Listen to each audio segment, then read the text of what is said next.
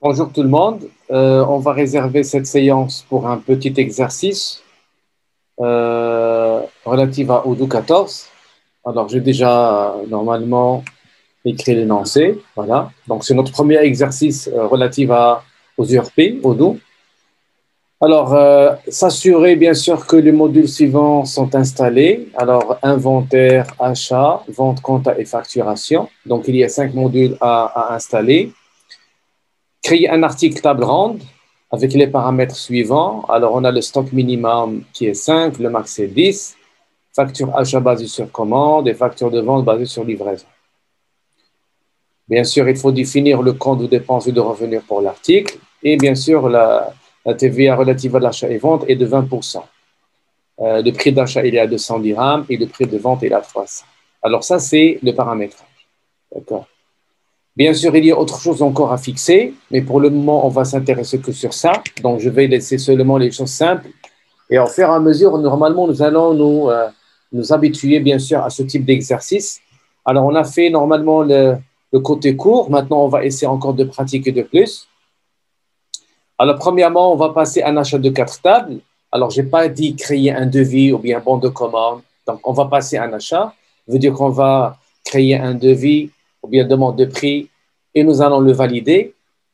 Alors, ici, on va valider en deuxième point, nous allons valider la réception des 4 tables. C'est-à-dire, il n'y a pas de manque. On va valider toute la marchandise qu'on va recevoir. Troisièmement, vous allez créer la facture, puis on va la valider sans payer. Valider veut dire on va la comptabiliser, mais on ne va pas passer le paiement. D'accord. Donc, nous allons créer la facture et on va bien sûr valider sans la payer. Après, on va passer une vente de 4 tables. Alors, sous-entendu, on va créer une demande de prix pour le client, c'est-à-dire un devis. Et si le client, bien sûr, il va accepter, nous allons le valider. C'est ce qu'on va faire. On va passer la vente. Après, on va créer la facture, puis on va livrer les 4 tables. D'accord. On crée la facture et on livre les 4 tables. Et on va voir est-ce qu'on aura la possibilité à créer la facture avant de livrer. Donc, ça dépend bien sûr du paramétrage. Sixièmement, on va lancer le planificateur. Je n'ai pas encore montré ça. Alors, parce qu'une fois on a vendu, possible qu'on va dépasser le seuil d'approvisionnement. Et comme ça, le système, normalement, il doit lancer un achat automatique. D'accord? Pourquoi? Parce qu'on a dit que le minimum est de 5. Ça veut dire que si le stock dépasse 5 au minimum, le système, normalement, il doit créer un approvisionnement. Donc, il doit tenir compte qu'il y a un besoin, il doit s'approvisionner. Il doit nous dire qu'il faut s'approvisionner. Et la méthode qu'on a pour le moment, c'est seulement l'achat. Donc, on doit passer l'achat. Alors, le planificateur, on peut le lancer manuellement, c'est ce qu'on va faire, mais on peut le programmer dans Odoo. Ça c'est le côté technique, on va le voir si on a le temps. C'est-à-dire, je peux dire à Odoo que chaque jour, chaque semaine, ou bien chaque mois, ça dépend de l'activité de l'entreprise, et ça dépend aussi de l'activité de l'article. Est-ce que je le vends beaucoup? Bien sûr, Odoo, il va me lancer un ordre d'achat. Donc, il va me préparer l'achat à partir du besoin qu'il va trouver et à partir, bien sûr, des articles qui ont le minimum. Et il va me créer un ordre d'achat à l'état bruyant. Et c'est à moi, normalement, qui doit faire la validation. Huitièmement, nous allons créer un relevé bancaire et on va passer les transactions correspondantes au montant des factures de vente et d'achat. D'accord. C'est-à-dire, on ne va pas payer la facture de vente, on ne va pas payer on va pas régler la facture d'achat, mais nous allons essayer de les régler ou bien de les lettrer à partir du relevé bancaire. Et neuvièmement, on va afficher le compte produit charge, le CPC, et on va afficher le bilan. D'accord. Et le grand livre. Ça, ce sont des étapes de synthèse que Odoo nous donne normalement facilement. Alors, vous avez ici cité les étapes d'intégration d'un ERP. Alors, il faut connaître quelles sont les étapes. Alors, j'avais cité ça l'autre fois. Et on va bien sûr définir quelques propriétés de l'ERP. Alors, ça, c'est le lancé. Alors, toujours, il faut lire de A jusqu'à Z, essayer de tracer la, le schéma, d'accord? Essayer de voir exactement chaque point ou bien chaque question, qu'est-ce qu'il veut, parce que c'est enchaîné. Et il faut s'assurer que vous avez bien paramétré votre article. Alors, les choses qui sont là, qui sont décrites dans le besoin, il faut l'écrire, il faut le faire dans votre application. Et les choses qui n'existent pas, dont je n'ai pas parlé, vous avez le choix de les mettre. Donc, pour moi, ça ne va pas être nécessaire, relatif bien sûr à l'exercice. Voilà. Alors, on va commencer. Alors, j'ai déjà bien sûr créé l'application, donc j'ai déjà installé, je pense que vous connaissez déjà ça. Alors, vente, achat, inventaire, comptabilité. On va créer ensemble la table ronde. Alors, je vais aller à inventaire, ou bien tu peux aller à achat ou bien vente, vous avez le choix. Alors, je clique sur inventaire et je vais aller à article et je clique sur article. Alors, bien sûr, il n'y a pas d'article, je vais créer un et le nom de l'article, c'est table ronde. Table ronde. Voilà. Alors, type d'article, c'est stockable. Alors, ce n'est pas la peine de me faire consommable bien service parce qu'on va le vendre. Alors, consommable, c'est l'article qu'on va consommer au sein de l'entreprise, tel que les fournitures de bureau, ainsi de suite. Services comme assurance ou bien transport, mais on va bien sûr choisir article stockable. La catégorie, on va la laisser, mais on peut catégoriser les articles. Alors, si je vais essayer de voir ici, vous avez le prix d'achat, il est à 200, le prix de vente, il est à 300. D'accord? Alors, prix de vente, il est à 300 dirhams. Le prix d'achat, il est à 200. Et la taxe, je supprime exonéré et je vais mettre 20%. Voilà. Je continue. Le stock minimum, c'est 5 et le maximum est 10. Alors, je vais aller au stock minimum. Alors, il est là. Règle de réapprovisionnement. Je clique là. Alors, je vais cliquer sur créer. Alors, je vais mettre ici le minimum, c'est 5. Et le maximum, c'est 10. Voilà. Alors, je m'assure. 5 et 10. Voilà. 5 et 10. Je vais cliquer seulement ici. Je reviens à la table ronde. Et je clique sur modifier pour continuer le paramétrage. Alors ici, la facture d'achat basée sur commande et la facture de vente basée sur livraison. Alors je vais aller à côté vente. Alors je vais bien sûr sélectionner politique de facturation basée sur livraison, d'après l'exercice. C'est-à-dire que je ne peux facturer le client que si j'ai livré les articles. Si j'avais fait comme ça, dans l'exercice, j'avais dit basé sur quantité commandée. Une fois que j'ai validé la commande, on peut bien sûr créer la facture. Ce n'est pas on, mais le système peut nous générer la facture. Donc, je vais laisser sur livre. Alors, je vais aller à achat. Alors, ici, politique de facturation. Qu'est-ce qu'on a dit dans l'exercice? Facture d'achat basée sur commande. Alors, je vais mettre ce choix. Que veut dire ça? Une fois que j'ai validé la commande d'achat, le système peut me laisser à générer la facture. Bien sûr, la facture, c'est saisir, parce que ce n'est pas moi qui va créer la facture pour la donner au client, à quelqu'un, mais je vais la recevoir et je vais la saisir. Donc, c'est ça le sens de politique de facturation, on veut dire la génération de la facture dans le système. Donc, on peut la faire une fois qu'on a commandé la marchandise ou bien les articles. Alors ici, il y a des fournisseurs à définir. Alors, je ne vais pas faire maintenant pour le moment, je vais laisser comme ça. Je continue. Alors, la TVA, c'est 20%. Alors, je vais supprimer exonérer et je vais mettre ici 20%.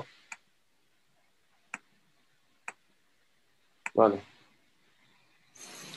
Alors, on va encore continuer. On va voir le besoin. Normalement, c'est tout ce qu'il y a. D'accord? C'est ce que j'ai défini dans le besoin. Non, il reste, pardon, donc ça reste définir les comptes de dépenses et de revenus. Alors, on va aller à la comptabilité. Alors, compte de revenus, c'est la classe 7, c'est vente de marchandises au Maroc.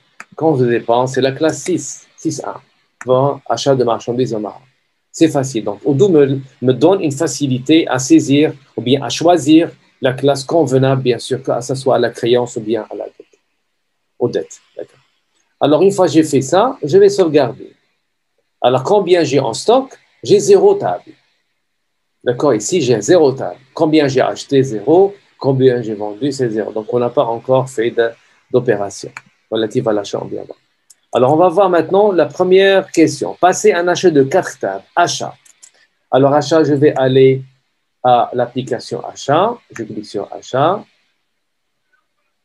Alors, je vais ici, vous êtes dans commande. Alors, je vais créer. Mais non pas, on n'a pas encore défini le fournisseur.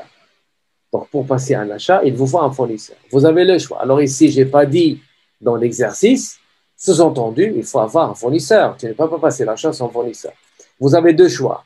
Commande fournisseur pour créer un fournisseur. Si jamais vous avez toutes les données relatives et l'information relative au fournisseur, donc c'est facile, je peux venir ici fournisseur et créer un. Je vais l'appeler par exemple Tanger. D'accord, voilà. Alors, il faut bien sûr remplir le tout. Alors, la chose qui me s'intéresse beaucoup, c'est la comptabilité.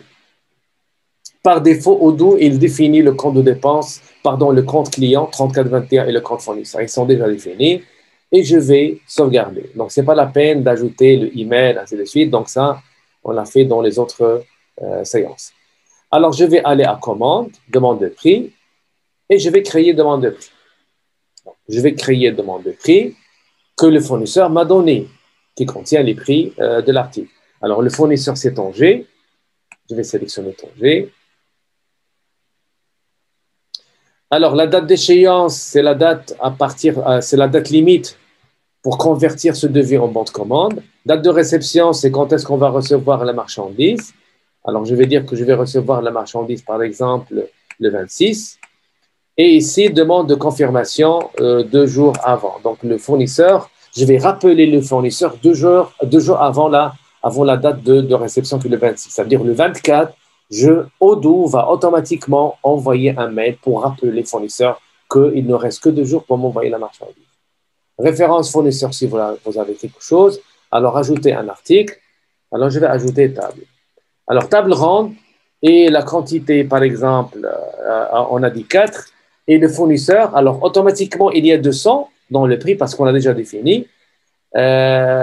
Si jamais le fournisseur a changé de prix, donc on peut changer ici, donc on peut modifier. Et bien sûr, c'est-à-dire qu'on est dans l'étape de négociation. Mais si déjà le prix a été défini pendant une négociation que vous avez faite, par exemple, ça fait 2 mois et ça reste pour 3 mois, alors le 200 dirhams est toujours valable. Alors, le taxe TVA ou bien la taxe, il est déjà fait ici automatiquement. Le sous-total, c'est 800 et vous avez le montant hors taxe et vous avez la taxe. Et le total, c'est 960. Voilà. Alors, on suppose qu'on est d'accord pour les prix avec le fournisseur. Je vais cliquer sur confirmer la commande. D'accord. Alors, l'état ici, c'est demande de prix. Une fois que je vais cliquer sur confirmer la commande, ça va devenir bon de commande. Cliquez, confirmer la commande. Et là, vous avez bon de commande qui a été validé. D'accord. Alors, une fois que j'ai fait la validation de bon de commande, vous avez ici l'apparition de petits camions où il y a un reçu. Veut dire il y a une réception qui a été programmée. Bien sûr, ça va être le jour qu'on a mis ici dans la date de réception. Et vous avez ici la création d'une facture. Donc, une fois on a validé le devis, l'apparition de créer la facture, l'apparition de créer la réception et l'apparition ici de bouton que la réception elle a été créée. Et si jamais vous avez déjà reçu la marchandise, vous pouvez cliquer là et aller bien sûr pour la confirmer ou bien pour la recevoir. Et bien sûr confirmer la réception. Alors, je vais bien sûr suivre l'exercice. Alors, on a passé l'achat. Maintenant, je vais valider la réception des 4 tables. Alors, qui passe l'achat, c'est le département achat. Alors, maintenant, je vais changer de casquette. Je vais jouer le rôle de magasinier. Je vais aller à inventaire. Alors, vous avez ici, dans ce petit tableau de bord, un à traiter. D'accord? Il y a quelque chose que je vais traiter. Je vais cliquer sur le 1 à traiter. Alors, vous allez remarquer ici une ligne qui a été créée automatiquement. Alors, le fait que j'ai validé la commande d'achat, automatiquement, Odoo crée ici un document qui s'appelle le bon de réception parce que je suis dans stock. D'accord? Ce bon de réception, vous avez WH qui veut dire warehouse, c'est-à-dire le stock, in, la réception, une référence. Alors, le fournisseur, c'est Tanger, date prévue, c'est aujourd'hui, date d'origine, c'est l'ordre d'achat. C'est-à-dire, qui a créé ce document, c'est l'ordre d'achat qu'on a validé. Et le statut et les prix. Alors, je clique là. Alors, maintenant, vous avez ici l'article table ronde, demande, on a demandé 4, mais on n'a rien encore reçu. S'il y avait un manque, on va faire modifier et tu vas écrire ici combien vous avez reçu. S'il n'y a pas de manque, vous allez directement cliquer sur valider. Alors, je clique sur valider parce que l'exercice me dit il faut valider les 4 et appliquer. Voilà. Alors maintenant, j'ai validé la réception de 4 articles. Alors, nous allons vérifier ça. Alors, je vais aller à article. Je vais cliquer sur la table ronde. Alors, vous allez remarquer que si on a acheté 4, parce qu'on a validé, et on a reçu 4, et prévision, c'est 4. D'accord? Parce que prévision c'est quoi? Le stock prévisionnel est égal au stock réel, ou bien le stock euh, qu'on touche normalement au sein de notre magasin. Donc, on va compter physiquement le nombre. On a 4, on voit 4, moins ce qu'on a vendu mais non livré, plus ce qu'on a acheté non reçu. D'accord? Parfois, on l'appelle le stock virtuel. Et ça, on l'appelle le stock réel. D'accord? Alors, voici donc la quantité, c'est 4. Et on a acheté. Combien on a vendu? Pas encore, on n'a rien vendu. Alors, je vais cliquer sur mouvement d'article. Alors, une fois que je clique sur le mouvement d'article, alors vous allez apercevoir qu'il y a ici un mouvement.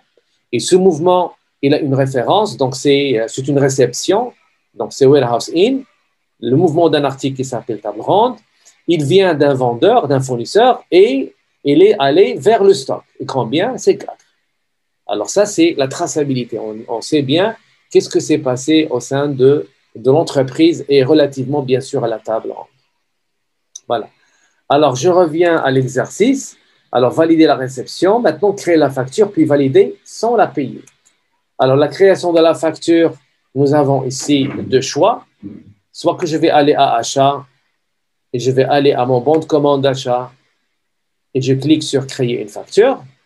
Ça, c'est un choix. Le deuxième choix, c'est quoi? Je vais aller à la comptabilité. D'accord? Je vais aller à fournisseur. Je clique sur facture. Alors, je vais mettre ici créer.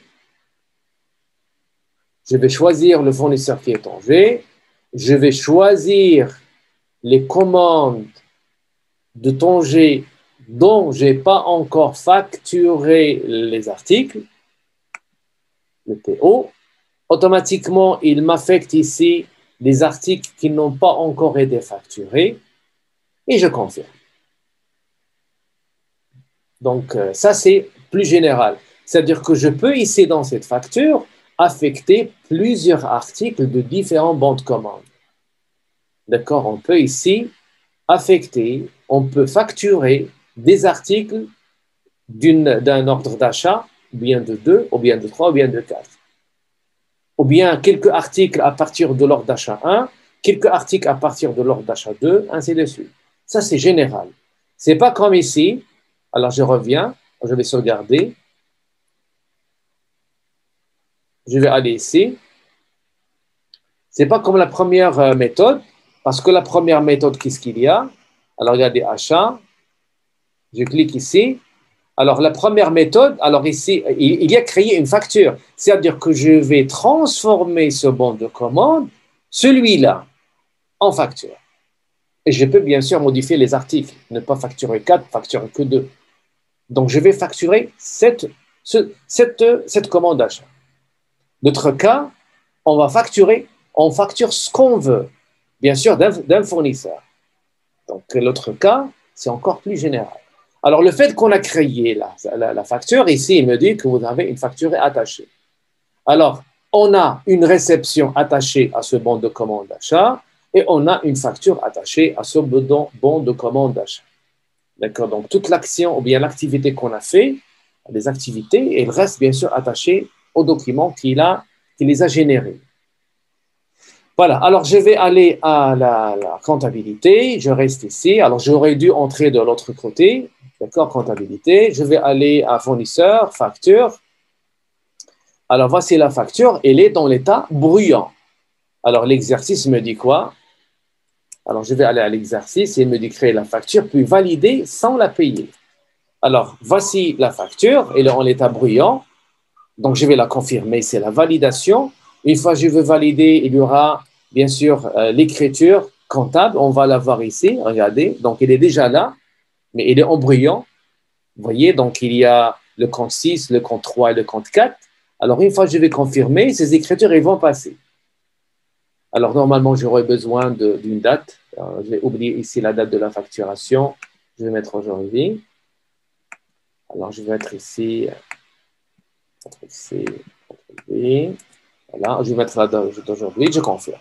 Alors, une fois confirmé, il y a l'écriture qui va être passée. D'accord?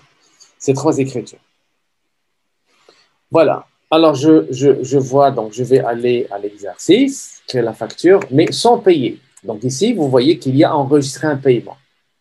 Mais on va pas payer comme ça. D'accord? Voilà. Alors, je vais continuer l'exercice. Passer une vente de 4 tables rondes. Maintenant, on va passer à la vente. Je vais aller à l'application vente. Voici l'application vente. Alors, je vais aller à commande. Donc, je suis ici déjà dans la liste des devis ou bien des bons de vente à l'état bruyant. Je supprime seulement ce panel ici. Voilà. Alors, je vais créer un devis. Donc, normalement, la commande de vente commence par devis. Mais j'aurais dû commencer par commande. C'est la même chose. D'accord? Si je vais créer ici commande sans valider, va rester devis. Si je clique devis sans valider, va rester devis. Mais si je le valide, il va devenir commande. Alors ici, le client, je n'ai pas encore défini de client. Alors, je peux venir ici commande et créer un client. Ou bien que je peux directement créer un client ici. Azela, par exemple. C'est bon, Azela, c'est comme ça. Je peux créer directement. Donc, Odoo me laisse la possibilité à créer le client, même si je ne suis pas le super utilisateur ou bien le monsieur qui va faire le paramétrage. C'est-à-dire que je n'ai pas la main à créer, mais je peux le créer directement ici.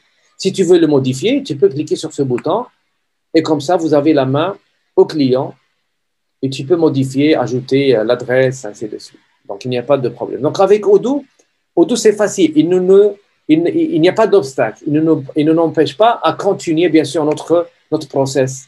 Et bien sûr, pour le moment, relative à vente. Alors, l'expiration de cette, je vais mettre ici, par exemple, il va être expiré le samedi prochain. Alors, je dis au client, c'est ça, la date limite pour que vous puissiez changer le devis en bon de commande. Alors, condition de paiement, je vais faire paiement immédiat. Ajouter l'article. Alors, on va vendre la table, rendre, et on va vendre la quantité de 4. Et bien sûr, le prix unitaire, il est 300 parce qu'on a déjà programmé ça, on a déjà paramétré, la taxe est 20%. Le total, vous avez 1440. Alors, je vérifie ici, passer une vente de 4 tables rondes et créer la facture puis livrer. Donc, je dois créer la facture et je dois livrer. D'accord? Alors, je vais confirmer la commande. Alors, une fois que je confirme, vous allez remarquer qu'il y a ici une livraison à faire. D'accord? Et qu'est-ce qu'on a fait, nous, côté paramétrage? Je vais aller au paramétrage. Alors, la facture de vente basée sur livraison. C'est-à-dire, je ne peux facturer que si j'ai livré. Autrement dit, si maintenant je veux créer la facture, alors normalement, le système il va m'empêcher. Alors, je vais créer la facture. Alors ici, vous voyez, ça me donne un compte pourcentage. Mais normalement, il ne me donne pas à facturer.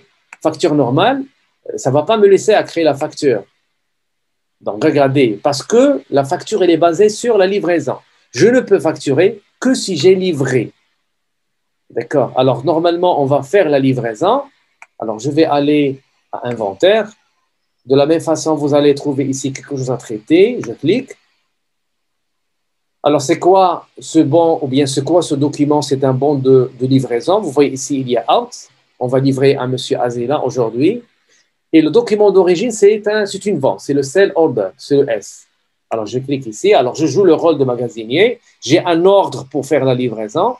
Et bien sûr, si je vais faire une livraison partielle, je vais modifier et changer ici le nombre de 0 vers 2. Par exemple, si on va livrer que 2, on n'a pas assez de stock. Sinon, vous allez livrer le total. On va cliquer sur valider et on va appliquer. Alors maintenant, on a fait la livraison. Alors, je vais revenir à l'achat, ou bien à la vente, pardon. Alors, je vais aller à cette vente. Et ici, maintenant, je vais créer la facture. Donc, je vais cliquer sur créer une facture. Alors, déjà, facture normale. Je vais créer afficher, ou bien la créer et l'envoyer à monsieur comptable. Alors, si vous avez la main pour valider la facture ou bien pour l'imprimer et donner au client, vous allez créer afficher. Mais si vous n'êtes pas le responsable, vous allez seulement la créer. Alors, je clique seulement créer. Alors, la facture maintenant a été créée pour monsieur fournisseur, pour monsieur comptable, pardon. Alors, je vais vérifier. Je vais aller à la comptabilité. Alors, je vais aller à client, facture. Et voici la facture. Donc, elle a été générée automatiquement à partir de monsieur commercial. D'accord? Qui fait, bien sûr, la vente. Alors, je vais voir maintenant l'exercice. Alors, créer la facture et livrer. Maintenant, on va lancer le planificateur. Alors, que veut dire le planificateur? Alors, le planificateur, c'est l'automatisation de détection du besoin relatif aux articles, qui sont seulement des articles dont on a déterminé le seuil. Les articles dont on a déterminé le seuil, Odoo va générer automatiquement l'approvisionnement, soit l'achat, soit la production, soit un transfert. Pour le moment, on ne fait que l'achat. L'article dont on n'a pas encore déterminé le seuil, Odoo ne va pas le gérer côté approvisionnement. Ça va être manuel. Donc, vous avez le choix. Si on détermine le mine, Odoo va gérer l'approvisionnement automatique. Sinon, ça va être manuel. Et la chose qu'on doit encore savoir, je vais aller à achat ou bien donc je vais aller directement à l'article. Je clique sur table ronde. Alors, on va voir le côté paramétrage, côté inventaire. Alors, côté achat. Alors, vous allez remarquer que ici, Odoo a ajouté le fournisseur Tanger automatiquement ici. Alors, nous, lorsqu'on a commencé le paramétrage, je n'ai pas ajouté ici le fournisseur. Mais Odoo, automatiquement, une fois que tu passes un achat d'un fournisseur, il va l'ajouter ici, automatiquement. Pourquoi? Parce que si jamais on n'a pas ici déterminé le fournisseur, et Odoo veut générer une commande d'achat à l'état bruyant. Pourquoi? Parce qu'il a trouvé un besoin. D'accord? Il a trouvé un besoin. Alors, Odoo, il veut générer la commande d'achat automatique. Il ne va pas trouver le fournisseur d'où il va acheter. On va avoir un problème ou bien on va avoir une exception. D'accord? On peut avoir une exception. Voilà. Alors, on peut faire ça dans un autre exercice. Mais pour le moment, je vais essayer de rester avec l'exercice point à point. D'accord? Alors, je vais aller à inventaire parce que maintenant, je veux lancer le planificateur. Vous avez ici opération et vous avez lancé le planificateur. Que veut dire lancer le planificateur? Je dis à Odoo, cherchez-moi le besoin. Que veut dire chercher le besoin?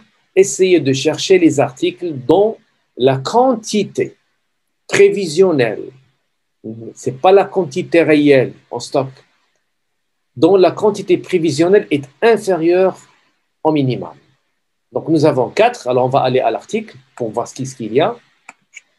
Alors, l'article, qu'est-ce qu'on a? On a en stock 0 et prévision 0. On a acheté 4, on a vendu 4, on n'a rien. On n'a pas encore fait d'achat, on n'a pas fait de vente. Donc, le prévisionnel est égal au stock réel. D'accord? Mais le minimum, il est égal à 5. Alors, est-ce que 0 est inférieur à 5? Oui. Donc, Odoo va générer automatiquement une commande d'achat à l'état bruyant à partir de M. Tanger. Et combien il va acheter? Il va acheter à ce que le stock soit égal à 10. Combien on a? On a 0, donc il va acheter 10. Si on avait ici 2, il va acheter 8.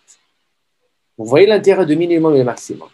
Alors, je vais cliquer sur opération et je vais lancer le planificateur. Et je clique sur lancer planificateur. Voilà, donc le planificateur a été lancé.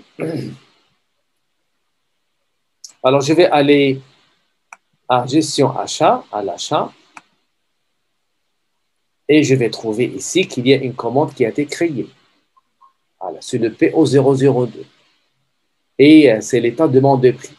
Et le document d'origine, c'est un procurement, c'est l'approvisionnement 001. Nous, lorsqu'on a créé, il n'y avait pas de document d'origine parce que c'est l'utilisateur qui l'a créé. Mais ici, c'est un document qu'il a créé. Donc, Odoo a trouvé qu'il y a le besoin, il a créé un document et lorsque ce document a été validé, automatiquement, bien sûr, il nous a généré une commande d'achat à l'état bruyant.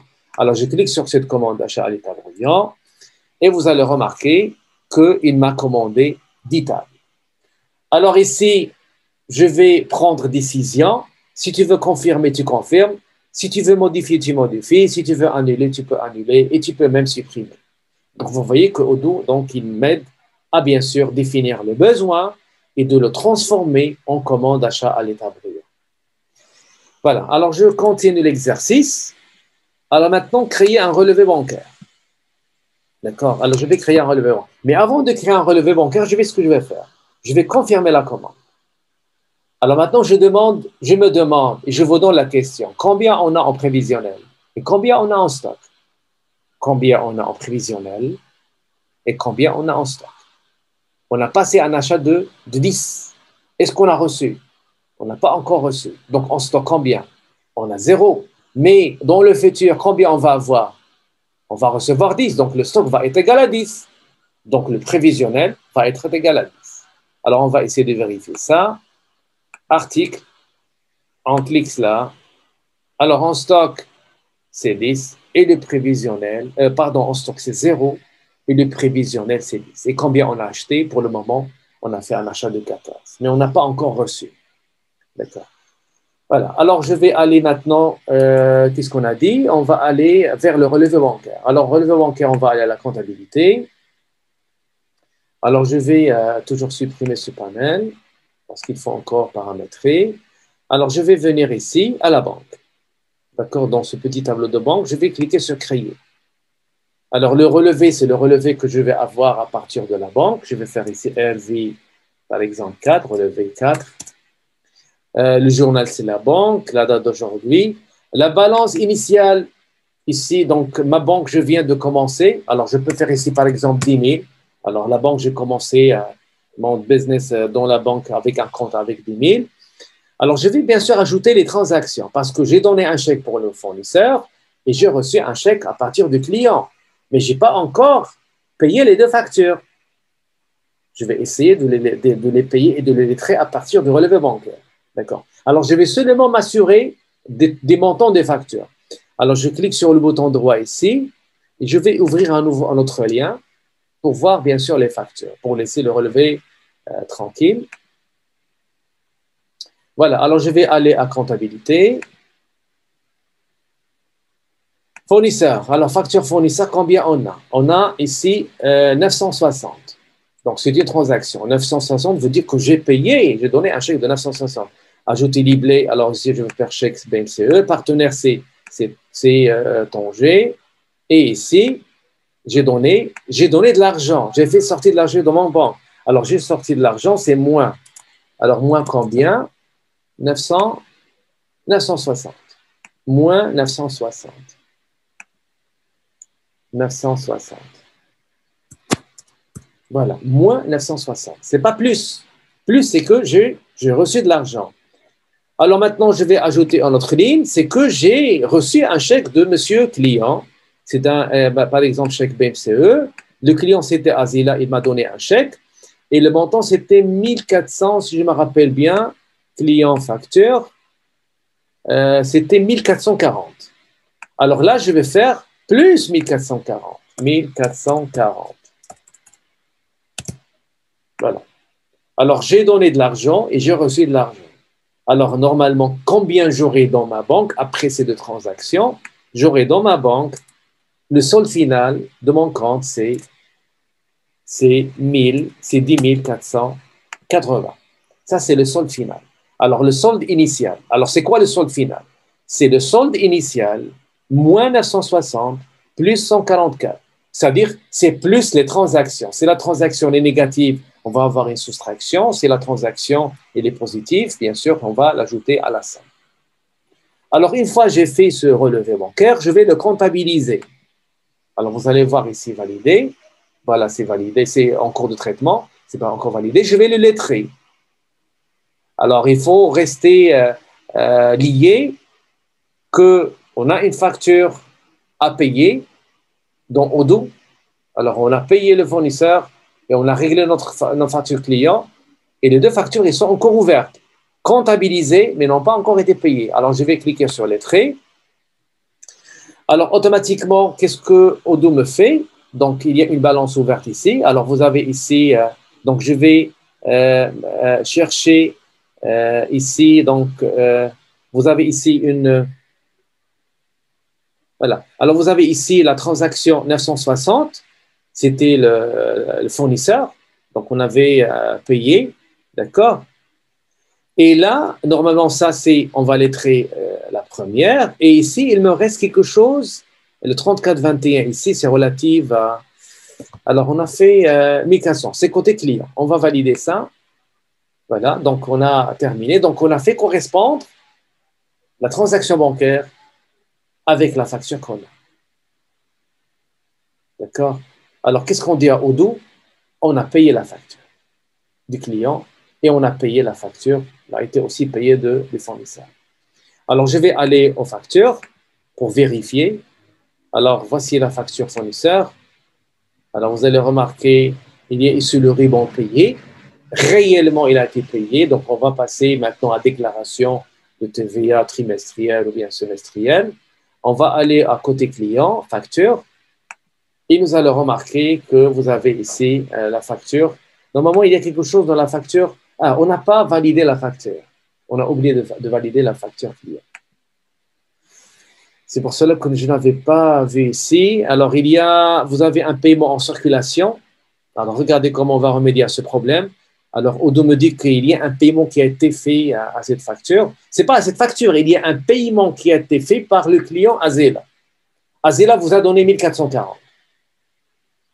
D'accord? Alors, qu'est-ce que je vais faire? Je vais l'ajouter à cette facture. Je l'ajoute et maintenant, c'est payé.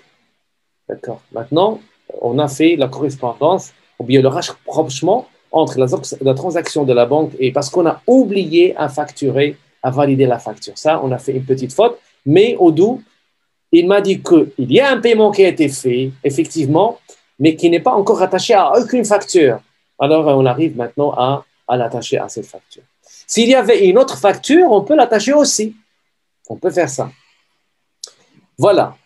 Alors, on va aller maintenant afficher le CPC, le bilan. Ce sont que des états. Donc, vous allez aller à analyse, compte de résultat sur le contrôle des charges. Alors, vous avez ici les revenus, classe 7, vous avez 1200. Et les dépenses, vous avez ici les 800. Ça, c'est achat et ça, c'est vente. Je pense que c'est sans TVA. Analyse, vous avez le bilan. D'accord, vous avez ici la banque, vous avez 480. Vous avez ici des créances, il n'y a rien. Actifs circulants, vous avez 160. C'est relatif au TVA. Alors, tu cliques ici sur ce bouton. Tu peux aller aux écritures comptables directement. Ça, c'est très important. Ce n'est pas la peine d'aller chercher, de fouiller dans les documents. Et vous avez ici les dettes. D'accord, c'est le compte fournisseur. Alors, compte fournisseur ici, je clique, je peux aller directement aux écritures. Regardez, écriture comptable, voici l'écriture. Donc, la pièce, c'est la facture, le compte, le partenaire livré, ainsi de suite, débit et crédit.